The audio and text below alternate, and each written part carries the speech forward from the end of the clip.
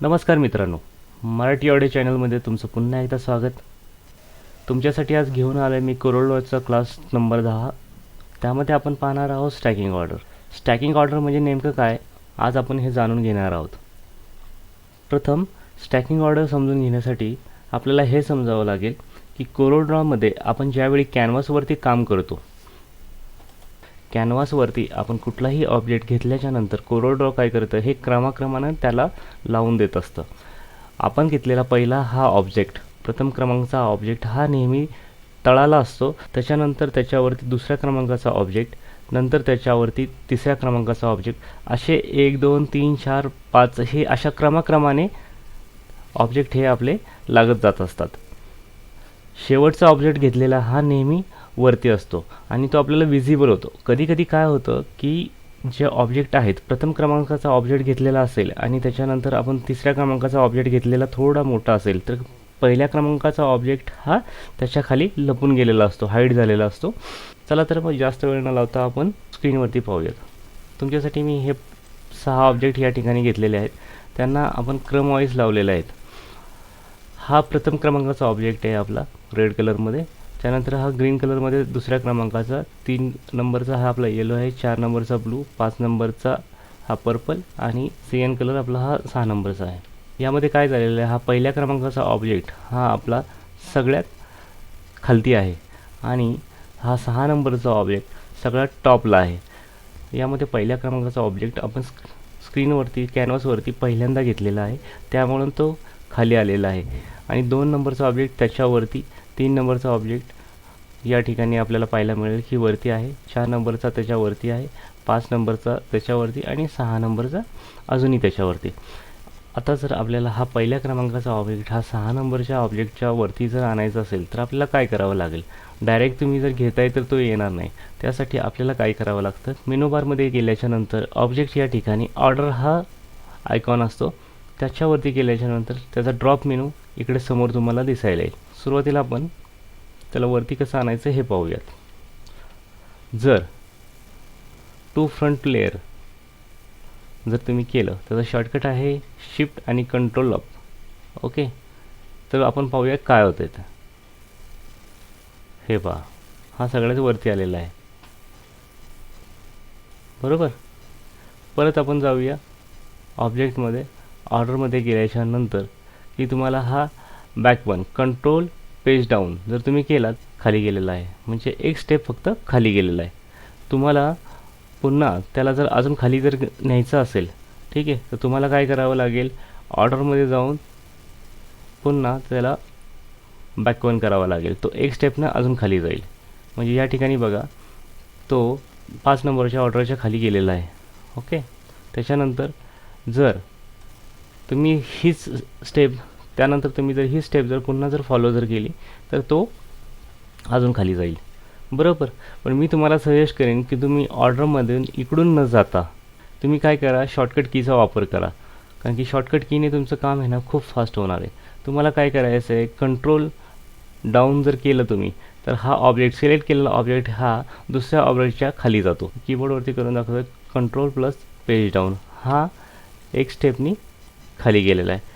आणि जर shift plus page down जर तुम्ही केलं तर हा संपूर्ण खाली जातो, तो एकदम खाली जातो, म्हणजे शेवटच्या ऑब्जेक्टच्या खाली जातो. ओके, म्हणजे हे तुम्हाला आलं ना. आता जर 2 नंबरचा ऑब्जेक्ट तुम्हाला 1 स्टेप जर वरती घ्यायचा असेल, म्हणजे ह्या 3 नंबरच्या येलोच्या जर वरती जर घ्यायचा असेल तर तुम्ही कसं घेणार, तर त्यासाठी तुम्हाला काय करावं लागेल की हा 2 नंबरचा ऑब्जेक्ट सिलेक्ट करावा लागेल. ओके, आणि control plus page up, control plus page up जर केलं तर तुम्ही हा 1 स्टेप पुढं येतो. त्याचबरोबर आणखी एकदा तुम्ही जर केलं, हे 4 नंबरच्या ऑब्जेक्टवरती जर घ्यायचं असेल तुम्हाला, तर तुम्हाला कंट्रोल प्लस पेज अप करावं लागणार, तर तो 1 स्टेप पुढे येईल. ओके, तुमच्या लक्षात आलंच असेल. त्याचबरोबर जर मला पुन्हा जर 2 नंबरचा ऑब्जेक्ट आहे त्या ठिकाणी जर घ्यायचा असेल तर मला 2 स्टेप खाली जावं लागेल. तर मी काय करणार, कीबोर्डवरती कंट्रोल प्लस पेज डाऊन जर मी करतोय तर तो पुन्हा खाली जातो, एक स्टेप खाली जाणार.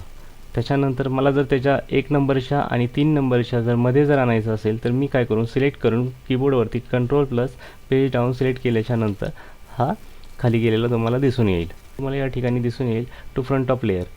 तर टू फ्रंट ऑफ लेयर म्हणजे काय, त्या लेयरच्या वरती. म्हणजे जर आज तुम्हाला जर हा 3 नंबरचा येलो ऑब्जेक्ट जर हा 4 नंबरच्या ऑब्जेक्टच्या वरती जर घ्यायचं असेल तर तुम्हाला काय करावं लागेल की ऑब्जेक्टमध्ये जाऊन ऑर्डरमध्ये गेल्याच्या नंतर टू फ्रंट ऑफ लेयर जर तुम्ही केलं तर हा एक स्टेपनी वरती येतो आहे. यामध्ये काय झालं आहे की तुमच्या 4थ्या क्रमांकाचा जो ऑब्जेक्ट आहे, ठीक आहे, तर त्याच्यावरती तो आलेला आहे.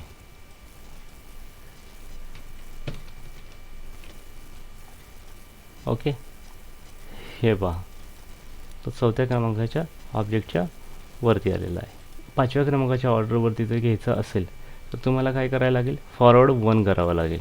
फॉरवर्ड 1 केल्याच्या नंतर हा 5व्या नंबरच्या ऑब्जेक्टच्या आणि 6व्या नंबरच्या खाली हा 3 नंबरचा ऑब्जेक्ट आपल्याला आलेला दिसतो.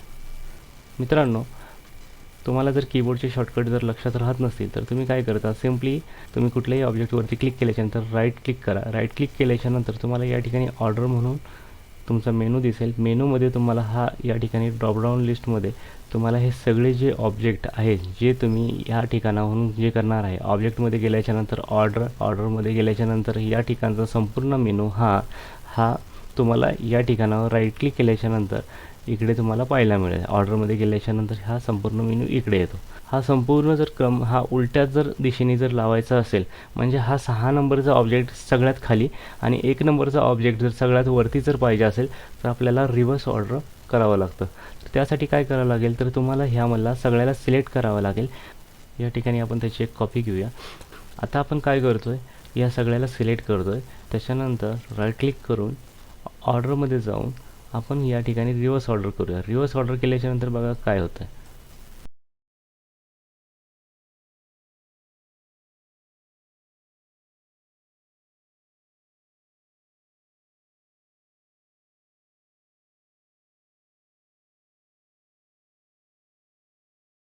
म्हणजे जो आपला शेवटचा ऑब्जेक्ट होता हा सगळ्यात खाली गेलेला आहे आणि पहिल्या क्रमांकाचा ऑब्जेक्ट हा आपल्या वरती आलेला आहे. सगळे जे ऑब्जेक्ट आहेत ते वर खाली होण्याचं काम या रिव्हर्स ऑर्डरमध्ये होतं. आपण ऑर्डरमधील हे 4 ऑब्जेक्ट पाहिले. आता पाहूया आपण इन फ्रंट ऑफ आणि बिहाइंड याचा काय उपयोग असतो. तो आता इन फ्रंट ऑफ म्हणजे काय, जर तुमच्याकडे जर कमीत कमी 100, 200, 1000 किती ऑब्जेक्ट असू द्या आणि तुम्हाला पर्टिक्युलर ऑब्जेक्टच्या वर किंवा खाली, ठीक आहे, तुमचा पर्टिक्युलर ऑब्जेक्ट हा खाली किंवा वरती घ्यायचं जर असेल तर तुम्ही काय करू शकता. त्यासाठी तुम्हाला काय करावं लागेल की जो ऑब्जेक्ट तुम्हाला ज्या ठिकाणी जर घ्यायचा आहे त्याच्या ठिकाणी तुम्हाला त्याला घेऊन यावं लागेल. म्हणजे सुरुवातीला असं समजा की हा 6 नंबरचा ऑब्जेक्ट आहे, ठीक आहे. 6 नंबरचा ऑब्जेक्ट मला या 2 नंबरच्या ऑब्जेक्टच्या वर किंवा खाली जर घ्यायचं असेल तर आपण ते कसं घेऊ शकतो. तर आपण सिम्पली काय करणार, 6 नंबरच्या ऑब्जेक्टला क्लिक केल्याच्या नंतर आपण या ठिकाणी ऑर्डरमध्ये गेल्यावर तुम्हाला इन फ्रंट ऑफ म्हणजे काय, च्या वर, आणि बिहाइंड म्हणजे काय, च्या पाठीमागे.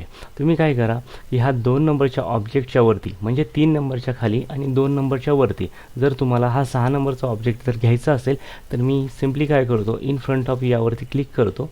त्याच्यानंतर मी या 2 नंबरच्या ऑब्जेक्टवरती मी क्लिक केल्याच्यानंतर हा काय करणार, 6 नंबरचा ऑब्जेक्ट ह्या 2 आणि 3 नंबरच्या लेअरच्या मधोमध त्या ठिकाणी तो ऑर्डर स्टॅक करणार. स्टॅक म्हणजे ती येऊन त्या ठिकाणी त्याचे पोझिशन घेणार. हे बघा, मी या ठिकाणी क्लिक केलं.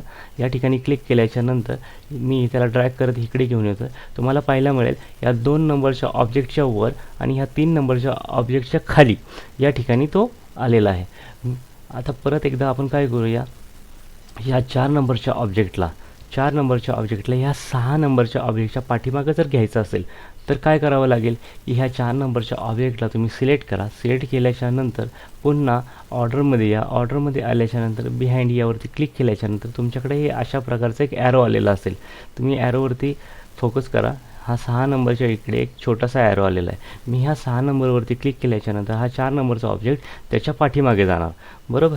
या ठिकाणी बघा तो पाठीमागे गेलेला आहे. मी त्याला इकडून ड्रॅग करून तुम्हाला इकडे आणून दाखवतो. तर हा जो आहे तो 6 नंबरचा ऑब्जेक्टच्या पाठीमागं हा तुमचा 4 नंबरचा ऑब्जेक्ट हा गेलेला आहे. ओके, 6 नंबरच्या ऑब्जेक्टच्या पाठीमागं हा 4 नंबरचा ऑब्जेक्ट गेलेला आहे आणि तो 2 नंबरच्या ऑब्जेक्टच्या वरती आहे. बरोबर. अशाच प्रकारे तुम्ही काय करू शकता की कुठलाही object, particular object in front of किंवा बिहाइंड या ठिकाणी घेऊ शकता. आता आपण काय पाहिलं आहे, रिव्हर्स ऑर्डर पाहिला आहे, बिहाइंड पाहिलं आहे, फ्रंट ऑफ पाहिले आणि हे 4 मेनू आपण पाहून घेतलेले आहेत. धन्यवाद. मित्रांनो, व्हिडिओ आवडला असेल तर नक्कीच लाईक आणि शेअर करा. तुम्ही दिलेल्या प्रतिसादाबद्दल धन्यवाद. थँक्यू.